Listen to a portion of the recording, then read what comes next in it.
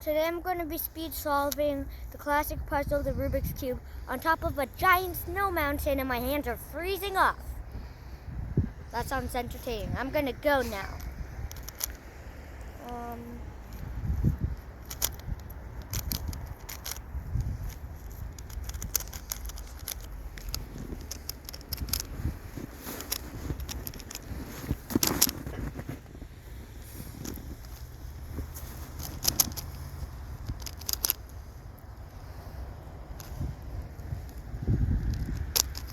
I cannot feel my hands.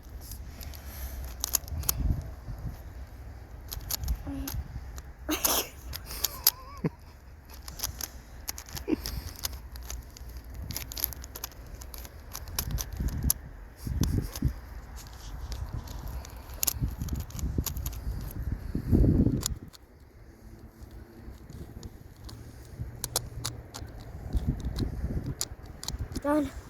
I cannot feel my hands. I hope that was entertaining, because if that's not entertainment, then I just froze off my hands for no reason.